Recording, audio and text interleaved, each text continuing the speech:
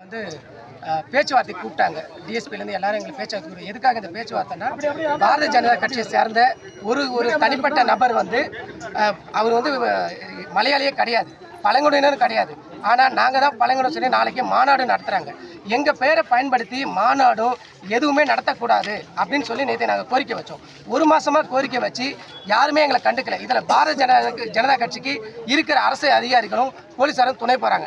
நாங்கள் ஒரு மாதமாக கோரிக்கை வச்சு எங்களுக்கு எதுவுமே செவிசாய்க்கலை. பாரதிய ஜனதா கட்சிக்கு யாருக்கு துணை போகிறாங்கன்னா, மலையாளி அல்லாத ஒரு குழுவினருக்கு பணத்தை வாங்கி கொண்டு அவர்களுக்கு சான்றிதழ் வழங்க வேண்டும் என்றும், இது பார்த்தீங்கன்னா இந்திய அரசியலமைப்பு சட்டத்துக்கு எதிராக நடத்துகிறாங்க.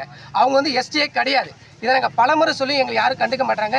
இந்திய அரசியல் கொடுக்கக்கூடிய எல்லா சலுகைகளையும் அவங்க தட்டி பறிக்கிறாங்க. நாங்கள் எத்தனையோ முடி கட்டி பார்த்தோம், என்னென்னமோ சொல்லி பார்த்தோம், எதுவும் நடக்கலை. அதனால் இன்றைக்கி நாங்கள் என்ன பண்ணியிருக்கோம், இந்த சாலை மறியல் போராட்டத்தை மிக தீவிரப்படுத்தியிருக்கோம். நாளைக்கு அவங்க நடத்துகிற மாநாட்டில் எக்காரணத்தை கொண்டும் பழங்குடியினர் மலையாளி என்ற பெயரை அவங்க பயன்படுத்தவே கூடாது. ஏன்னா அவர்கள் வந்து உண்மையான மலையாளி பழங்குடியினர் கிடையாது. அரசும் அவர்களை பழங்குடியினர் என்று எங்கேயுமே அங்கீகரிக்கப்படவில்லை. எஸ்ங்கிற மொத்தம் 36 பிரிவு மட்டுமே இருக்குது. அந்த 36 பிரிவில் நாங்கள் மட்டும்தான் உண்மையான அரசு, மத்திய அரசும் மாநில அரசும் அங்கீகரிக்கப்பட்ட உண்மையான மலையாளி பழங்குடி நாங்கள் மட்டுமே.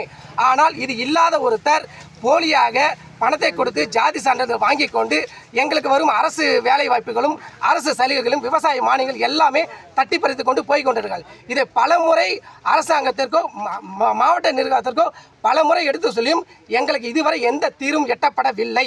நாங்கள் இது தொடர்பாக பலமுறை மனுக்கள் தந்துவிட்டோம்.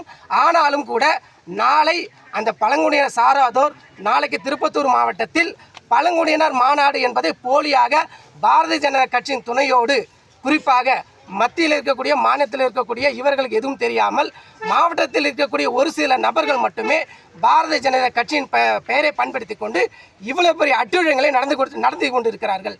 இதை உடனடியாக தடுத்து நிறுத்த வேண்டும் என்பதுதான் எங்களது தலையான கோரிக்கை.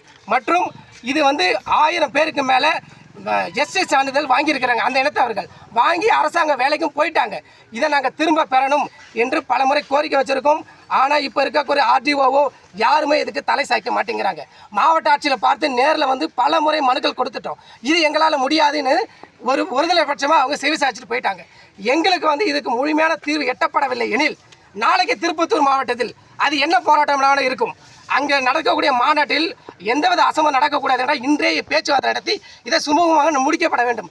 இல்லை என்றால் மணிப்பூரில் நடந்த கலவரம் மாதிரி எது வேணாலும் நடக்கலாம். அது நடக்கக்கூடாது என்பதற்காகத்தான் நாங்கள் இவ்வளவு தூரம் போராடி கொண்டு அமைதியான முறையில் பழங்குடி என்பவர் மிகவும் பொறுமையானவர்கள் என்பதை எடுத்துக்காட்டு இத்தனை வருடம் பொறுமையாக இருந்தோம்.